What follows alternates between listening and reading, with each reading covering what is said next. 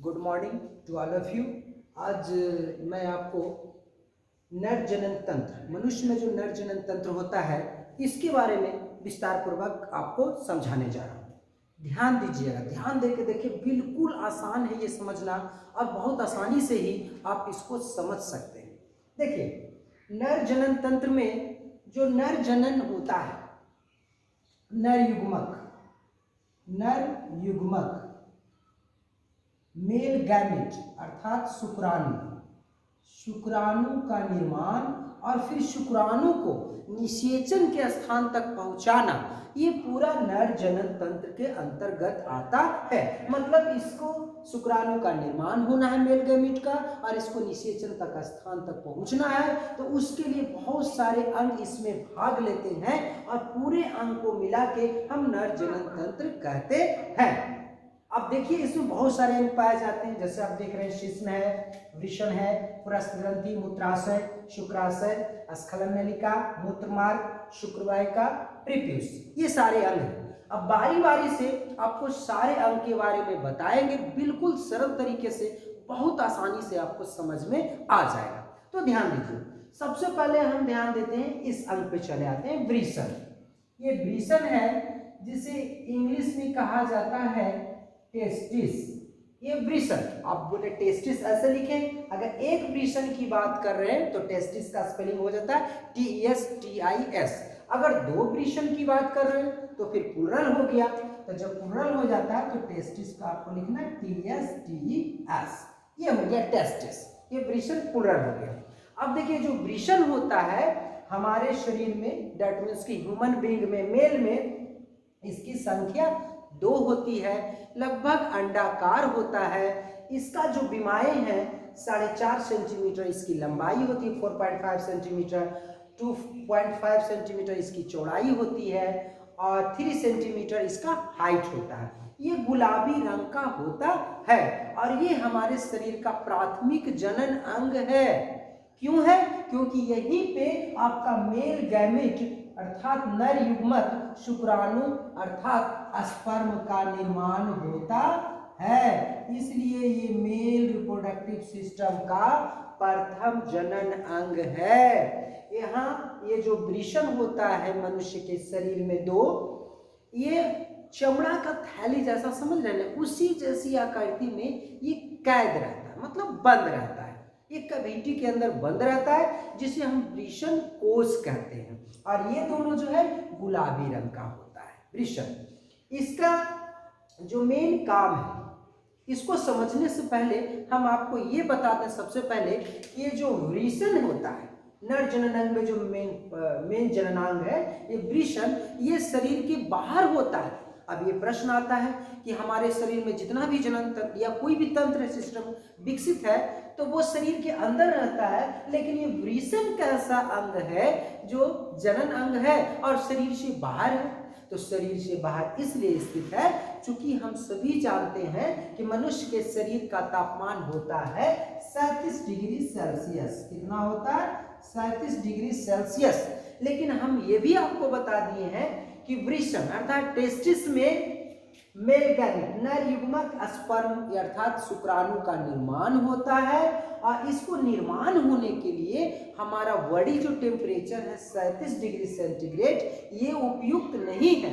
इसको निर्माण होने के लिए इससे लगभग 2 डिग्री सेल्सियस इसको कम चाहिए तापमान। दैट्स वाई, यही कारण है कि वृषण हमारे शरीर के बाहर स्थित होता है। अब तो आप समझ गए वृषण क्यों होता है। कोई प्रश्न कहे तुरंत जवाब दीजिए। अब देखिए वृषण का काम क्या क्या है। इसमें सबसे पहले एक हार्मोन का सिक्रीशन होता है, ये हार्मोन का निर्माण होता है।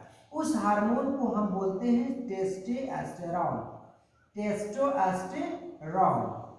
ये टेस्टोस्टेरोन जो हार्मोन है, ये मेल से निकलने वाला, वृषण से निकलने वाला, मेल में बनने वाला, तैयार होने वाला हार्मोन है जो गौण लक्षणों को अभिव्यक्त करता है। जैसे नर में मूंछ का आ जाना, दाढ़ी का आ जाना, आवाज में भारीपन आ जाना। अब ये सब हार्मोन की वजह से ही होता है ना। तो ये जो हार्मोन है नर जनन हार्मोन है। इसके बाद इसमें जो निर्माण होता है, निर्माण और होता है मेल गैमेट। उससे पहले समझिए कि इसमें जो है शुक्र जनन नलिकाएं भी पाई जाती है। क्वाइल, जैसे नूडल्स देखे ना, नूडल्स के जैसा ही क्वाइल इसमें शुक्र जनन नलिका होता है, जिससे ही शुक्राणु अर्थात स्पर्म का निर्माण होता है। तो ये जो शुक्राणु का निर्माण होता है, इसमें अब देखिए हार्मोन का भी निर्माण हो गया टेस्टोस्टेरोन में। अब ये शुक्राणु को अपने स्थान तक भी पहुंचना है। अब इसमें जो आपका शुक्र जनन नलिका है, इसकी संख्या लगभग प्रत्येक वृषण में 900 होती है। प्रत्येक वृषण में 900 इसमें भी होता है, 900 इसमें भी होता है, दोनों में होता है। अब देखिए 900, उसके बाद यहाँ पे जब स्पर्म का निर्माण होता है तो यहीं पे 6 मीटर क्वाइल्ड रचना पाई जाती है। क्वाइल्ड कुंडलित रचना पाई जाती है। कुंडलित रचना को हम लोग बोलते हैं एपिडिडमिस।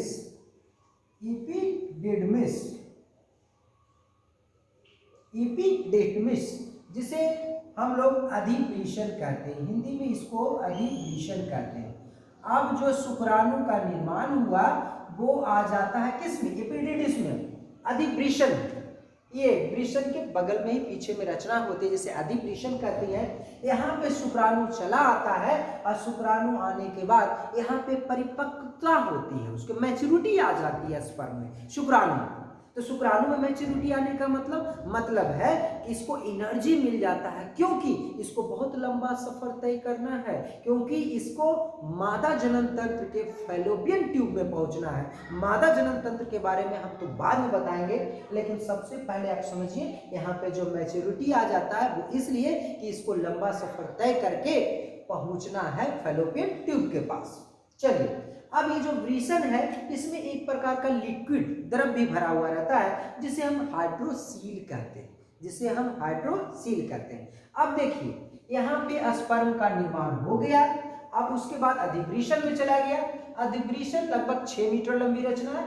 अब इसके बाद ये देखिए जो नली निकल रहा है, इधर देखिए निकल रहा है रचना, इसे हम शुक्र वाहिका कहते हैं, इंग्लिश में इसे वास डिफरेंस कहते हैं। तो ये शुक्र वाहिका में चलाता है। ये शुक्र वाहिका की लंबाई लगभग 25 सेंटीमीटर होती है। शुक्र वाहिका ये नली है, इसके द्वारा शुक्राणु जा रहा है। देखिए शुक्राणु जाते जाते अब देखिए यहाँ पे आपको मिल जाता है शुक्राशय। यहाँ पे क्या मिल गया, शुक्राशय, एक जोड़ी होता है, एक इधर और एक इधर। देखिए तो शुक्राशय है, शुक्राशय में क्या होता है, शुक्राणु जाके जमा हो जाता है। अब दोनों शुक्राशय में आके शुक्राणु जमा हो गया। अब यहाँ पे शुक्राणु जब जमा हो जाता है तो इसके बाद शुक्राशय से एक इसको पोषक पदार्थ मिल जाता है। उस पोषक पदार्थ को कहते हैं हम फ्रुक्टोज, उसे हम बोलते हैं फ्रुक्टोज दैट मीन्स ग्लूकोज जैसे होता है। तो ग्लूकोज होता है एनर्जी प्रदान करने वाला, पोषण प्रदान करने वाला। तो ठीक इसी प्रकार ये फ्रुक्टोज भी होता है। ये क्या करता है, शुक्राणु अर्थात स्पर्म में पूरा एनर्जी ला देता है। अब इसके बाद ये दोनों शुक्राशय मिलके स्खलन नलिका इजिकुलेटरी डक्ट का निर्माण करते हैं। अब यहाँ शुक्राणु कहाँ चलाया, स्खलन नलिका में चलाया। स्खलन नलिका में जैसे ही आगे बढ़ता है ये शुक्राणु, यहाँ पे देखिए मिल जाता है पुरस्थ ग्रंथि। पुरस्थ ग्रंथि जो है जिसे इंग्लिश में हम लोग प्रोस्टेट ग्लैंड कहते हैं। पुरस्थ ग्रंथि से भी एक पदार्थ निकला, जो भी ग्रंथि है वो कुछ ना कुछ तो सीक्रेट करेगा। तो ये एक अम्लीय पदार्थ निकालता है जिसे हम अब कहते हैं सिट्रिक एसिड। जिसे क्या कहते हैं, सिट्रिक एसिड, सिट्रिक अम्ल, जो नींबू वगैरह में पाया जाता है, संतरा में सिट्रिक अम्ल, वही। अब ये जो सिट्रिक अम्ल इसमें आता है, इससे क्या होता है, एक विशेष प्रकार का गंध भी इसमें आ जाता है। अब गंध आ जाता है तो देखिए स्पर्म पहले अकेला था, अब इसके साथ फ्रुक्टोज भी आ गया, अब इसके साथ सिट्रिक एसिड भी हो गया, तो ये बहुत इनर्जेटिक हो गया। अब जो है इनर्जेटिक होने के बाद ये स्पर्म अब स्पर्म नहीं कहलाएगा, शुक्राणु। क्यों, क्योंकि इसमें लिक्विड और पोषण पदार्थ प्रदान करने वाला पदार्थ मिल गया। तब इसे हम सीमन कहते हैं या हिंदी में वीर्य कहते हैं। इसे क्या कहते हैं हिंदी में, वीर्य या सीमन कहते हैं। अब ये वीर्य हो गया। अब देखिए आप ऊपर देख रहे हैं यूरिनरी ब्लैडर है, जिसे हिंदी में मूत्राशय कहते हैं। यहाँ पे मूत्र आके जमा होता है। उसके बाद देखिए ये मूत्र नली यहाँ से निकलते चला गया, मूत्र मार्ग है, और ये जो शिश्न है इसके टॉप पे आके खुल जाता है। और याद रखिए नर जनन तंत्र में जो मेल में होता है वो नर जनन अंग, मूत्र नली मार्ग और प्लस इसके साथ साथ आपको जो स्पर्म का रास्ता है दोनों एक ही होता है। फीमेल में अलग अलग होता है, तो वो फीमेल रिप्रोडक्टिव सिस्टम में आपको पढ़ाएंगे। तो चलिए अब जो है स्पर्म के साथ फ्रुक्टोज मिल गया एनर्जी प्रदान करने वाला, सिट्रिक एसिड से एक विशेष प्रकार का गंध निकलता है वो भी मिल गया। अब तीनों मिला के क्या कहलाने लगा, सीमन वीर्ज। अब ये स्खलन वाहिनी नलिका में चला आया, अब धीरे धीरे आ रहा है, धीरे धीरे आ रहा है। देखिए ये एंटीरियर व्यू फिगर है, ये पोस्टीरियर व्यू नहीं है। अगर पोस्टीरियर रहता तो पुरस्थ के नीचे एक और ग्रंथि पाया जाता जिसे हम कॉपर ग्रंथि कहते हैं, वो भी एक प्रकार का क्षारीय पदार्थ निकालता है। अब क्षारीय पदार्थ का क्या काम है, जैसे मूत्र आ रहा है तो मूत्र के कारण उसमें खुजलाहट उत्पन्न होने लगता है, तो उस खुजलाहट को कम कर देता है वही क्षारीय पदार्थ। और फिर बाद में यही क्षारीय पदार्थ जब बाद में मादा के योनि में पहुंचता है तो उससे भी एक अम्लीय पदार्थ निकलता है, तो उस अम्लीयता को कम करने के लिए भी इसी क्षारीय पदार्थ का उपयोग होता है। तो चलिए अब चला आया सीमन वीर्य, यहाँ से निकल के अब ये जो बेलनाकार रचना आप देख रहे हैं इसे हम शिश्न कहते हैं और इंग्लिश में इसको हम पेनिस कहते हैं। तो देखिए शिश्न जो है एक लंबा बेलनाकार रचना है। शिश्न का काम बस इतना ही है कि शुक्राणु को मादा के योनि तक सुरक्षित पहुंचा देना। अब देखिए ये शिश्न है, और भी एक बात है, जब ये शिश्न के द्वारा स्पर्म जाता है उस समय ये बिल्कुल इरेक्ट हो जाता है, सीधा कड़ापन आ जाता है, बहुत ज्यादा ब्लड सर्कुलेशन होता है ये, क्योंकि अगर ऐसा नहीं होगा तो वो मादा के योनि में नहीं पहुंच पाएगा।